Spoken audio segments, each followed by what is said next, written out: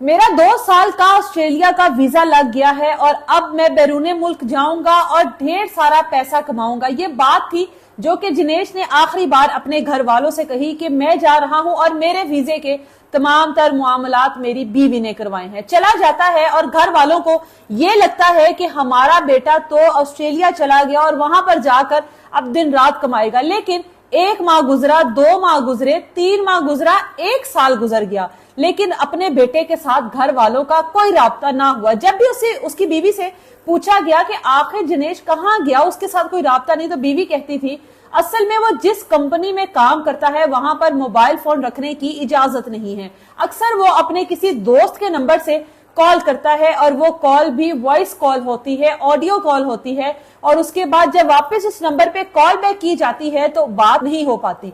अब वो वहां पर जिस तरह से भी काम कर रहा है, आप लोग उसको काम करने दें, आखिर वो मुझे महाना का खर्चा भेजता है। अब ये जब बात होती थी तो घर वाले कहते थे कि यकीनन अपनी बीवी को खर्चा भेज रहे तो बीवी का घर का सर्कल चल रहा है, और इस बात पर चुप हो जाते थे। लेकिन ऐसी कौन सी मजबूरी थी कि वो हर बार अपनी बीवी को फोन करता था और बाकी के घर वालों को कोई कॉल नहीं करता था, कोई राब्ता नहीं करता था। ये कौन सी ऑस्ट्रेलिया की ऐसी कंपनी थी जिसने उसको मोबाइल फोन ही ना दिया हो। जब 1.5 से 2 साल का अरसा गुजर गया तो एक भाई को आखिरकार होश आया और उसने कहा कि मैं वीजा लगवा के ऑस्ट्रेलिया जाऊंगा, मैं अपने भाई से मिलूंगा कि आखिर हमारे भाई के साथ हमने ऐसा क्या कर दिया कि जिसकी वजह से हमारा भाई हमसे बात नहीं करता और अपनी बीवी को खर्चा भी भेजता है और उसके साथ फोन पर बात भी करता है। उसकी बीवी के पास जाता और कहता है कि भाभी मैं ऑस्ट्रेलिया जा रहा हूं, मुझे भाई की लोकेशन बताएं, वो जिस कंपनी में काम करता है मुझे वो बताएं ताकि मैं अपने भाई से मिल सकूं। अगर उसको मुझसे कोई शिकायत, कोई गिला शिकवा है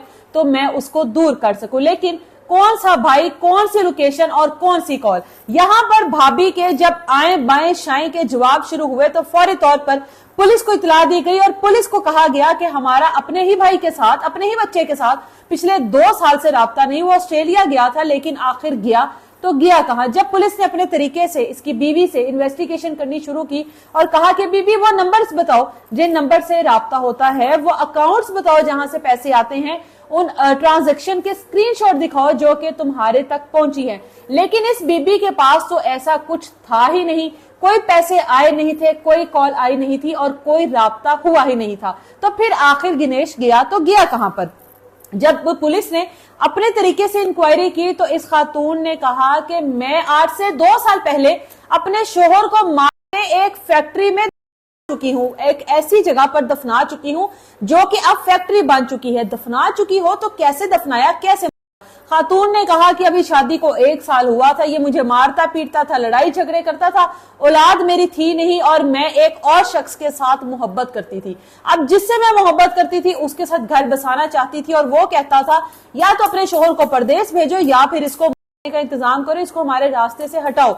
अब मेरे पास परदेश भेजने के तो वसाइल थे नहीं, तो इसलिए मैंने अपनी आशना के साथ मिलकर इसको का फैसला किया और खुद से ये प्लान किया कि तुम अपने घर वालों को जाके कहो कि तुम्हारा वीजा लग गया है और तुम ऑस्ट्रेलिया जा रहे हो। उसके बाद जब ये घर आया अपने घर वालों को ये बात करके, तो फिर मैंने इसको खूब नशा करवाया, उसके बाद इसका गला दबाया और उसी घर के कमरे में 12 फीट गहरी खुदाई की और वहां पर इसको दफन किया, ऊपर से मिट्टी डाली और ऊपर एक नया फर्श तामीर कर दिया। और उसके बाद से लेकर अब तक के 2 साल अपने उस आशना के साथ एक बहुत ही मजेदार और अपनी तरह से एक खुशगवार जिंदगी गुजार रही थी। लेकिन चोर की मां आखिर कब तक खैर मनाएगी। उसके बाद पुलिस ने जय वकुआ पे जाके देखा तो वहां पर एक फैक्ट्री बन चुकी थी, वहां पर मशीनरी पड़ी हुई थी। उस मशीनरी को साइड पर किया गया, उस फर्श को तोड़ा गया। 12 फीट गहराई में जब गए तो वहां पर जिनेश की जो है बाकियात वो पड़ी हुई थी, जिससे पता लगा कि यहाँ पर उसकी तदफीन की गई थी। 2 साल तक ये औरत अपने पूरे ससुराल वालों को नहीं बल्कि तमाम लोगों को जो इसके शोहर को जानते थे उन सबको गुमराह किए हुए थी। सिर्फ अपने आशना के साथ वक्त गुजारने के लिए, उसके साथ जिंदगी गुजारने के लिए इसने अपने शोहर को हमेशा की नींद सुला दिया।